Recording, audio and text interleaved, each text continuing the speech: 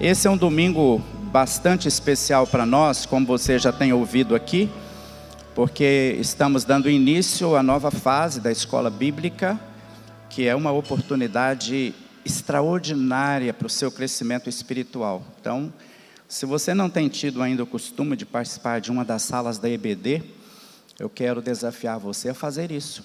Isso vai ajudá-lo bastante a conhecer mais e melhor a palavra de Deus, o que é uma necessidade para todos nós, cada vez maior, para não sermos levados por ensinos que muitas vezes a gente encontra, especialmente em veículos da internet, que não refletem exatamente aquilo que a palavra de Deus ensina para nós.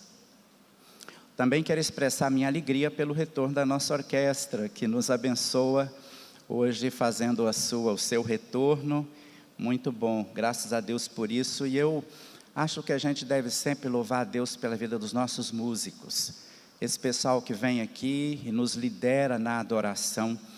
Nós somos muito abençoados com 8 equipes que nos lideram nos cultos aqui nesse local. Nossas reuniões de manhã e também à noite. Mas a gente precisa ter consciência do tempo que essa meninada toma, ensaiando, preparando as músicas, ajustando. Então, é um motivo de gratidão que a gente tem sempre, o nosso pessoal tão especial que nos conduz nesses momentos, que são muito preciosos, momentos de adoração ao nosso Deus.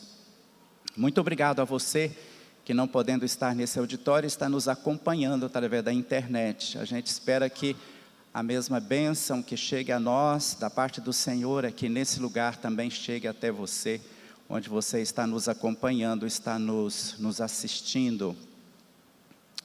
Queridos, nós vamos fazer a leitura de um texto da Bíblia, Evangelho de Mateus, no capítulo 22. Eu quero convidar você para essa leitura, você acompanhar essa leitura. Mateus, Evangelho de Mateus, capítulo de número 22. Eu vou fazer a leitura, começando no verso 34 e lendo até o versículo 40. Mateus, capítulo 22, do versículo 34 até o versículo 40. Mesmo assentados como vocês estão, leio a palavra de Deus. Ao ouvirem dizer que Jesus havia deixado os saduceus sem resposta, os fariseus se reuniram. Um deles, perito na lei, o pôs à prova com esta pergunta: Mestre, qual é o maior mandamento da lei? Repito a pergunta. Mestre, qual é o maior mandamento da lei? Respondeu Jesus: Ame o Senhor, o seu Deus, de todo o seu coração, de toda a sua alma e de todo o seu entendimento. Este é o primeiro e maior mandamento.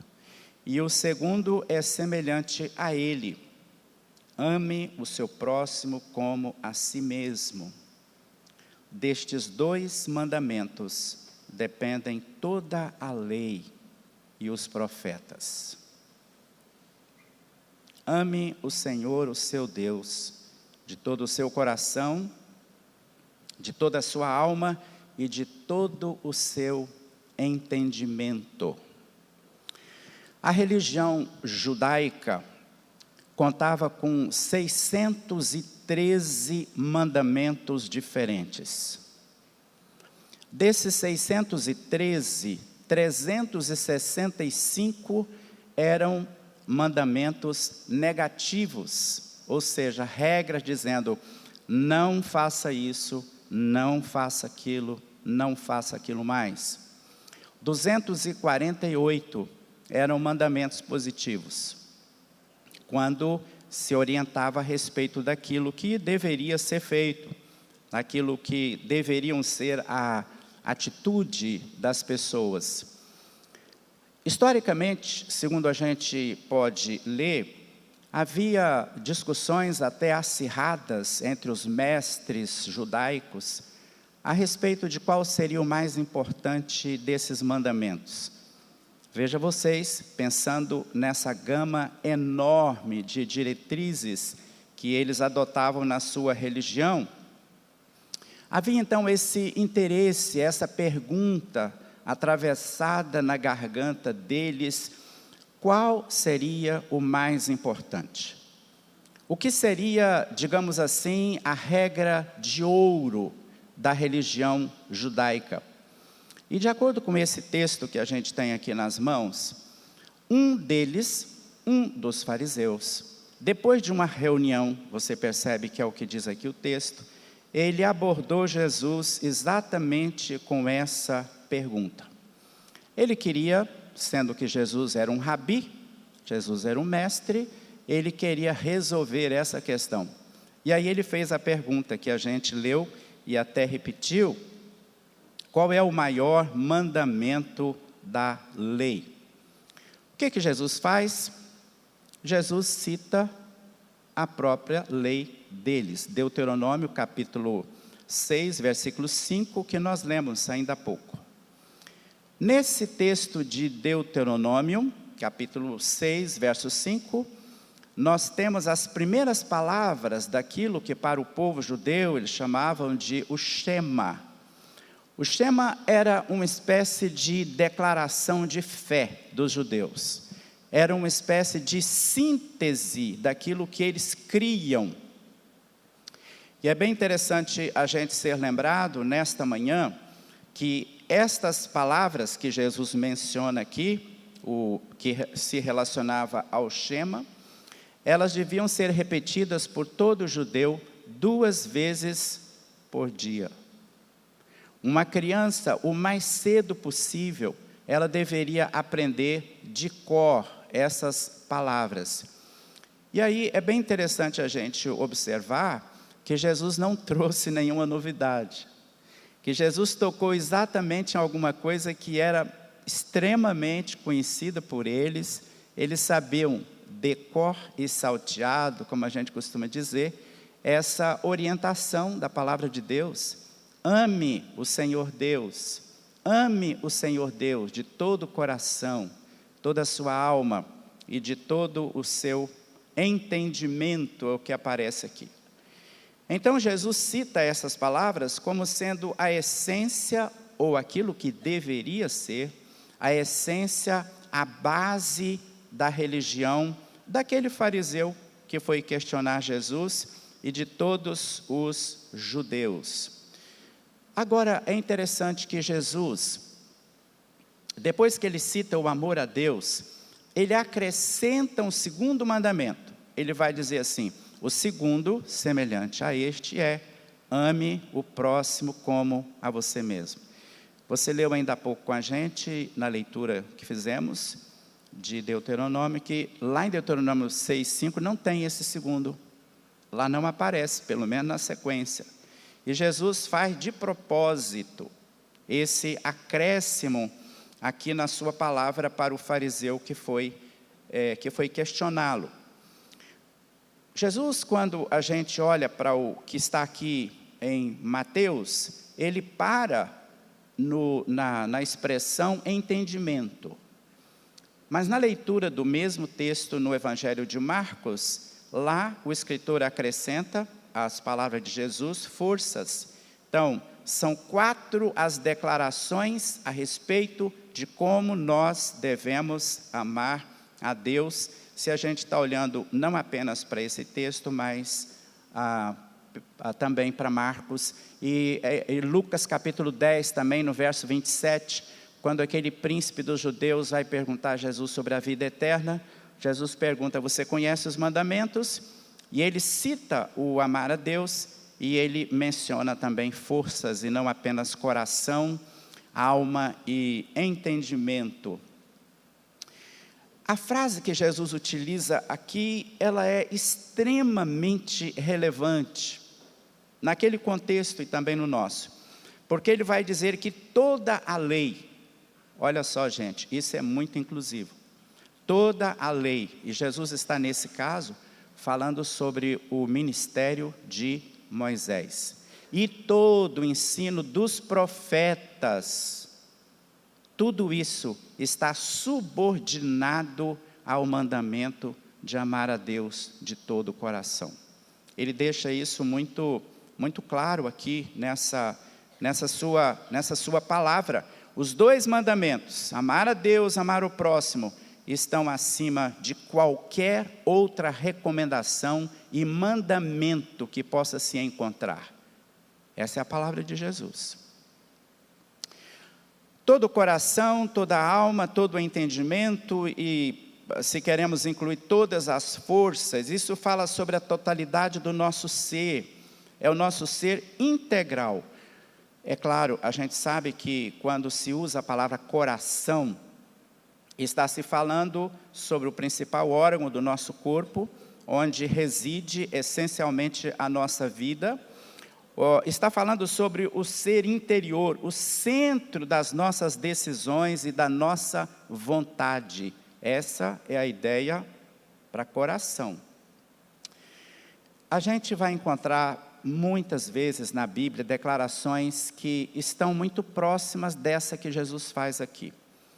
Por exemplo, em 1 Samuel, capítulo 12, 24, lá diz assim: sirvam ao Senhor com todo o coração.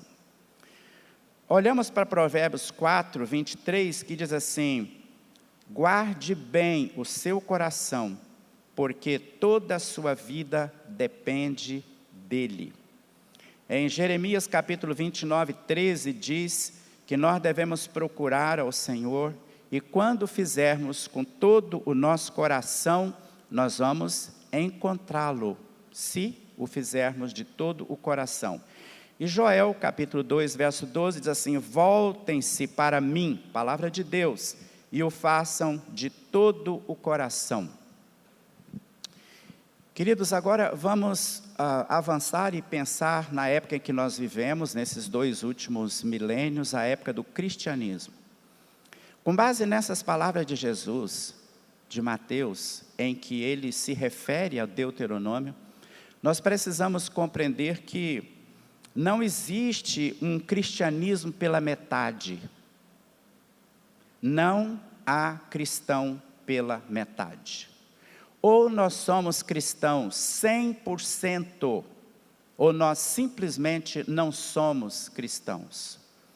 Ou nós confessamos a Cristo e vivemos para Ele de todo ou com todo o coração, ou absolutamente as nossas expressões religiosas, elas não terão qualquer sentido, qualquer efeito, porque todo o coração é 100%. Você deve se lembrar de um evento registrado no Velho Testamento, no livro de Reis, quando o profeta Elias vai ao Monte Carmelo, e lá ele confronta os profetas dos ídolos pagãos, de Baal e a sua tropa. Qual era o problema naquele momento? O problema não é que o povo havia abandonado completamente os altares de Deus, mas eles tinham, ao lado dos altares feitos para Deus, os altares feitos para os ídolos. E o profeta então diz: olha, vocês têm que tomar uma decisão. Se Deus é Deus, vocês vão adorar a Deus e só a Ele.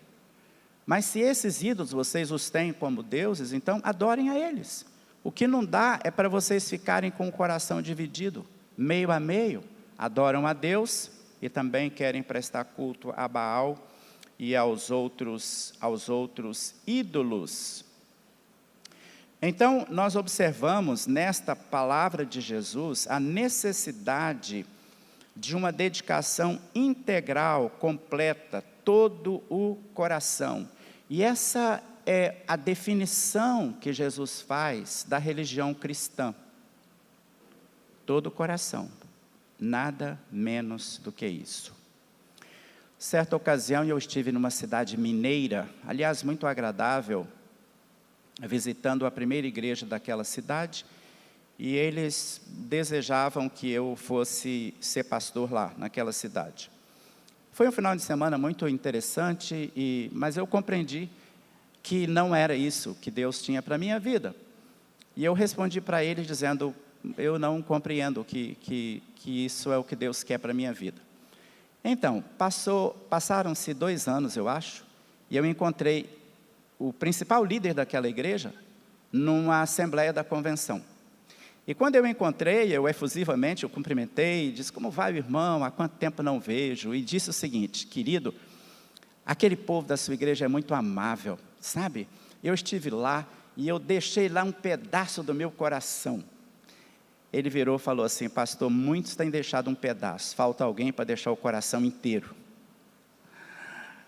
Aí eu pensei, podia ter ido dormir sem essa, né? Mas você sabe, isso tem a ver com o texto aqui. Eu não estou pensando em vocês que estão aqui nesta manhã, mas eu estou dizendo que com certeza há muito cristão tentando ser cristão apenas com um pedaço do coração, apenas com uma parte, e não com o coração inteiro. Nesta passagem que nós lemos aqui, o Senhor Jesus define então aquilo que é cristianismo. O amor de Deus precisa estar em nós completamente, amar a Deus de todo o coração. Agora, o que isso pode significar? Eu acho que a essa altura, depois dessa introdução, a gente fica perguntando, mas o que quer dizer amar a Deus de todo o coração? Na prática, assim, eu não posso dar para você uma resposta completa. Seria muita ousadia da minha parte, mas eu posso apresentar para você algumas sugestões, algumas ideias. A primeira delas é que amar a Deus de todo o coração significa obediência, obediência incondicional. Se você der uma olhadinha no capítulo 14 do Evangelho de João, naquele capítulo Jesus está fazendo a sua despedida dos discípulos. Depois de 3 anos e meio, eles estavam juntos o tempo todo juntos. Jesus está preparando aquele grupo para a saída dele. Ele iria voltar para o céu. E naquele capítulo 14, por 3 vezes, Jesus fala sobre amar a Deus. 3 vezes ele fala sobre amar a Deus, como prova do nosso cristianismo. Olha só, o que Jesus acrescenta a essa ideia de amar a Deus. No versículo 15, ele fala assim: se vocês me amam, vocês obedecerão aos meus mandamentos. Falando sobre obediência. No versículo de número 15, ele vai dizer o seguinte, no versículo 21, perdão: quem tem os meus mandamentos e os obedecem, esse é o que me ama. Segunda vez. Terceira vez no verso 23, se alguém me ama, obedecerá às minhas palavras. Quero que você perceba como é que Jesus faz esse link entre amar a Deus e obedecer. A obediência como um sinal de que nós efetivamente amamos a Deus. Agora, presta atenção numa coisa, existe 2 motivações, pelo menos, para a obediência. Uma delas, a primeira delas, seria: nós obedecemos por mera obrigação, simplesmente por dever. Nossa obediência é uma maneira de mostrar que nós estamos cumprindo obrigação. Só que essa obediência, ela representa para nós um fardo, pesado às vezes, cansativo. Nós obedecemos, mas não há prazer naquilo. Aquilo não faz muito sentido para nós, porque estamos cumprindo uma obrigação, estamos cumprindo um dever. E você sabe que infelizmente tem muitas pessoas que vivem a vida cristã mais ou menos assim, sem alegria, sem satisfação. Parece que estão realmente carregando um fardo, um peso sobre os ombros. Mas existe, aliás, pensando nesse tipo de obediência, que é uma obrigação, Mateus 15:8, Jesus repete Isaías 29:13, ele diz assim: o meu povo me honra com os lábios, mas o seu coração está longe de mim. Parece que exatamente isso que Jesus menciona aqui em Mateus 15, era a situação da religião dos fariseus. Especialmente se a gente olha para Mateus capítulo 23, a gente tem essa ideia. Ou seja, para eles, religião era cumprir obrigação, era cumprir dever. Certa vez, um casal com uma criança estava viajando, fazendo uma viagem, e daí a pouco o pai percebe que a menina havia se soltado da cadeirinha e ela estava em pé. E o pai então disse: minha filha, sente-se. Ela não sentou. Ele disse: filha, o pai já falou para você sentar. Ela não sentou. Pela terceira vez ele disse: minha filha, você vai sentar agora. Ela sentou. Mas ela falou assim: estou sentada por fora, mas por dentro estou em pé. Essa é a ideia da pessoa que cumpre mandamentos e preceitos religiosos, mas não é de coração. Isso não está lá dentro. É apenas um dever, apenas uma obrigação que aquela pessoa sente e entende que está cumprindo, e muitas vezes para ganhar a graça de Deus. Mas existe a obediência que é motivada pelo amor. Essa traz prazer, alegria.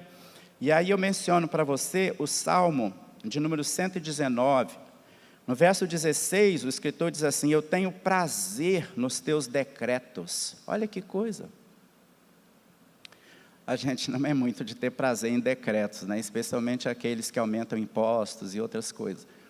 O salmista diz assim para Deus: eu tenho prazer nos teus decretos. No verso 24 ele diz assim: os teus testemunhos são o meu prazer.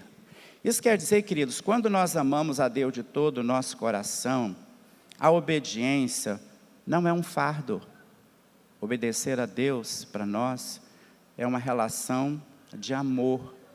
Sobretudo porque nós compreendemos que os mandamentos de Deus são expressões do seu amor por nós. Aquilo que Deus nos manda fazer é porque Deus quer o nosso bem. Deus quer o melhor para nós. E muitas vezes, pela falta de uma visão espiritual, a gente não compreende, a gente não entende isso. A pergunta que cabe a mim e a você nesta manhã é: você ama a Deus? Ok, mas você tem mostrado esse amor a Deus através de uma obediência incondicional à palavra de Deus?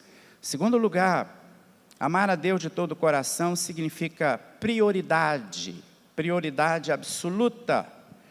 Em Mateus capítulo 6, verso 33, Jesus diz assim: busquem em primeiro lugar o reino de Deus e a sua justiça. E ele vai dizer: as demais coisas serão acrescentadas a vocês. É lógico que a gente pergunta: o que Jesus está querendo falar quando ele fala sobre reino de Deus? E ele fala muitas vezes sobre isso. Queridos, reino de Deus, vocês sabem, reino de Deus é soberania, é governo, é autoridade. Então Jesus está dizendo mais ou menos o seguinte: busquem em primeiro lugar, coloquem em primeiro lugar a soberania de Deus, a autoridade de Deus, a glória de Deus. Estas são as palavras que Jesus está usando aqui. Se nós amamos a Deus de todo o coração, esse governo, essa soberania vão ocupar o primeiro lugar na nossa vida.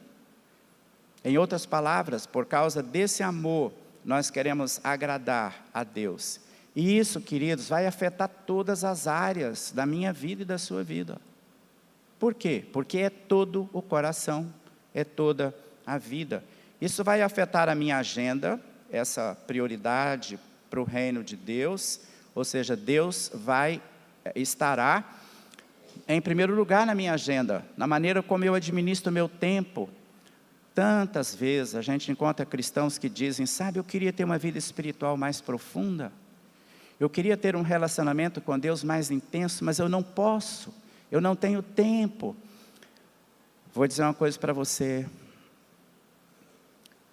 Dá uma olhada na sua agenda. A sua agenda vai dizer o que realmente é importante para você. Porque aquilo que é importante para você, você encontra tempo para aquilo. Isso é natural. Isso não é para o fulano, isso é natural, é assim que as coisas acontecem na nossa vida, mesmo que isso não seja declarado. Então nós precisamos entender que tempo pode ser uma medida de amor. Tempo pode ser uma medida de amor, isso em relação a Deus, mas também em relação às pessoas da nossa família, as pessoas com quem nós convivemos. Amar a Deus de todo o coração significa priorizar o reino quanto aos nossos dons, os nossos talentos. Talento é aquilo que Deus dá para você quando você nasce. Você vem com aquilo, você vai desenvolver, mas você vem. E os dons é uma outra esfera, é aquilo que o Espírito Santo concede a você na sua conversão. É algo sobrenatural, que você não nasceu com talento especificamente para aquilo, mas o Espírito Santo capacita você para isso. Nossos talentos precisam ser prioritariamente usados para Deus. Nossos relacionamentos devem refletir o lugar que Deus ocupa na nossa vida. Precisamos cuidar disso. Também os nossos bens materiais, o nosso dinheiro, aquilo que nós possuímos. Nós precisamos priorizar a Deus e não usar os nossos bens de maneira egoísta. A gente sabe que quando nós amamos uma pessoa, nós queremos oferecer àquela pessoa sempre o melhor. É natural. E aí então, a gente fica se perguntando, né? O que é que nós estamos oferecendo ao nosso Deus, ou seja, qual é o lugar que Ele ocupa em todas as áreas da nossa vida? Onde é que Ele está? Eu li algum tempo atrás sobre um professor que ele queria explicar essa questão da prioridade, e ele fez uma experiência diante da sua classe, que você provavelmente já leu, mesmo que seja numa versão um pouco diferente, que ele chegou com um vaso de vidro, transparente, natural, e ele tinha algumas pedras maiores sobre a mesa, algumas pedrinhas menores, tinha um copo, uma vasilha com areia e finalmente uma vasilha com água. Então o que ele fez? Ele pegou primeiramente a areia, despejou dentro do vaso, depois ele pegou as pedras menores e colocou dentro do vaso, e aí ele foi tentar colocar as pedras grandes, as maiores dentro do vaso. Não conseguiu colocar nem a metade. Ele tirou tudo aquilo e aí ele fez o inverso. Primeiro colocou as pedras grandes. Depois colocou as pedrinhas e elas foram se encaixando no meio das pedras grandes.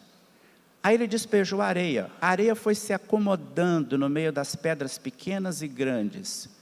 E finalmente ele despejou a água. O que ele quis dizer é o seguinte: a vontade de Deus para nós são as pedras grandes. Se nós as colocamos primeiro, as outras coisas vão se encaixar. Mas se nós queremos colocá-las, essas pedras grandes, por último, não vai caber.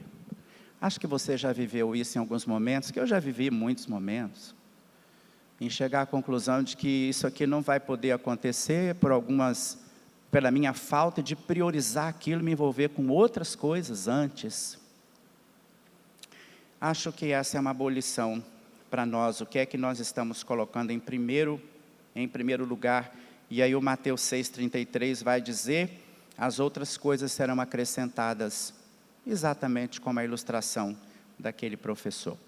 Em último lugar, queridos, amar a Deus sobre todas as coisas, amar a Deus de todo o coração, significa uma convivência próxima com Ele. Convivência próxima com Ele.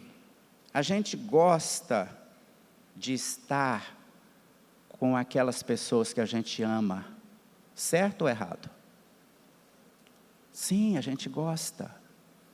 Eu amo a Ana, a minha esposa. Estar com ela é muito precioso para mim. Então, quando eu estou em algum lugar, e às vezes se viajo, e ela não está presente, eu tenho uma certa ansiedade para voltar a estar junto dela. Às vezes, a gente está junto e não está falando nada. Não está conversando, não está abordando nenhum assunto. Mas sabe o que é presença? Você sabe que a pessoa está ali. Ela está ali. Quando você ama uma pessoa, você quer estar perto dessa pessoa. E às vezes, nós viajamos distâncias enormes para estar perto daquelas pessoas que nós amamos. Porque nós queremos estar juntos, nós queremos estar próximo dessa pessoa. Me parece, e eu acho que você vai concordar, que se nós amamos a Deus, nós vamos desejar a sua presença. Se nós amamos a Deus, nós desejamos a presença de Deus. Me parece que isso seria natural. Mas será que isso é possível? Você vai dizer, Deus, presença de Deus, isso não parece uma coisa surreal? Como é que pode isso? Aí a gente lembra de Enoque, que a Bíblia diz que ele andou com Deus por 300 anos, 300 anos andando com Deus. Noé andava com Deus, Abraão era amigo de Deus, e Moisés, a Bíblia diz que o Senhor falava assim com Moisés, olho no olho, face a face. Eu sei, alguns falam assim, mas pastor, acorda. Aquela era outra época, era outra dispensação. Deus não está hoje assim falando, ei, vem, vamos conversar, meu amigo Abraão. Deus não está falando isso, mas, olha, a gente deve dar bastante atenção para o fato de que Deus continua tornando possível essa presença e esse relacionamento pessoal com Ele. No Salmo 42, o salmista vai dizer assim, a minha alma anseia por Ti, ó Deus. Eu tenho um desejo de estar na Tua presença. No Salmo 130, verso 6, ali a gente tem essa palavra, eu espero pelo Senhor, mais do que os vigias noturnos esperam a chegada do amanhecer. Eu espero pelo Senhor. Como é que isso pode acontecer na minha vida, na sua vida, hoje? Aí eu quero que você observe o seguinte.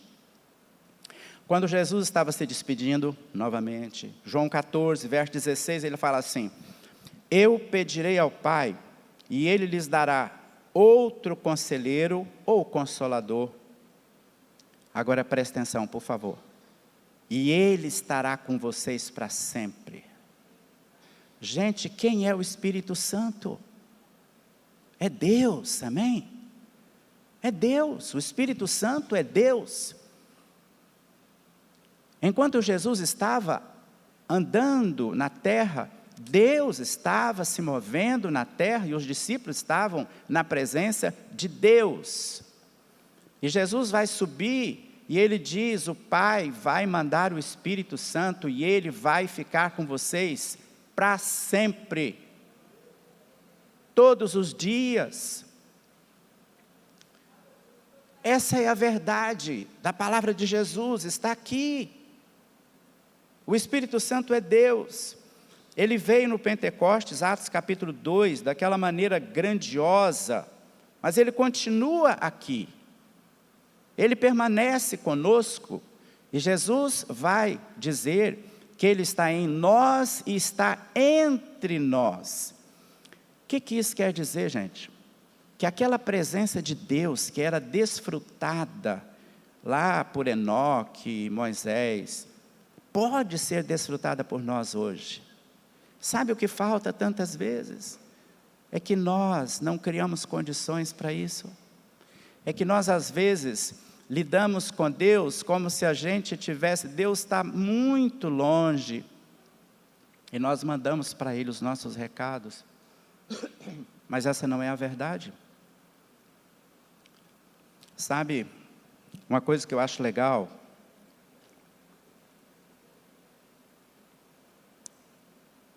às vezes eu faço isso. Eu sento na minha poltrona e eu estou vendo, entre aspas, Deus sentado no outro lado da poltrona. Você entendeu? Estou vendo entre aspas.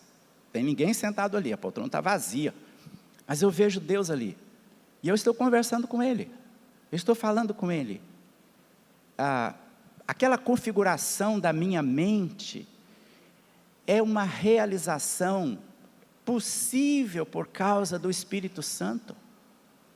E naquela maneira como você está falando, você está entendendo que Deus está ali, Ele está ali. Tantas vezes vai haver uma interação. Não necessariamente que anjos vão descer, você vai ouvir uma corneta tocando. Não, pode até acontecer, mas não é que realmente aconteça. Mas sabe o que ocorre? Você está ali falando, e aí na sua mente vem aquele cântico, sabe?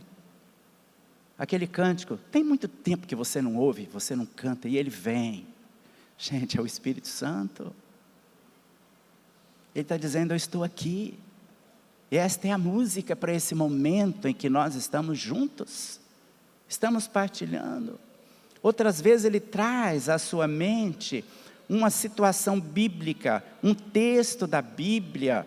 Ele traz um pensamento, ele traz uma orientação, você começa a visualizar alguma coisa quanto a uma decisão que você tem que tomar naquela semana, e aquilo vem a você, e você tem a compreensão de que há uma direção. Esse é o Espírito Santo, esse é o ministério do Espírito Santo. Agora, há uma coisa que eu vou dizer para você a respeito disso. Na sua correria, na minha correria, nunca espere que Deus vai correr atrás de você, bater no seu ombro e falar assim, ei, preciso falar um negócio com você. Não, pode até acontecer. Não é normal. Deus fala com aqueles que querem ouvi-lo. Deus é achado por aqueles que buscam, por aqueles que realmente querem. Então, acaba sendo uma questão de opção. A gente pode viver a vida da gente, ou a gente pode viver a vida da gente na presença de Deus. Então, ame o Senhor, o nosso Deus, o Senhor Deus, de todo o coração. O nosso amor a Deus, ele há de ser refletido na obediência incondicional. Ele vai significar prioridade absoluta para Deus. Ele vai significar convivência próxima com o Senhor.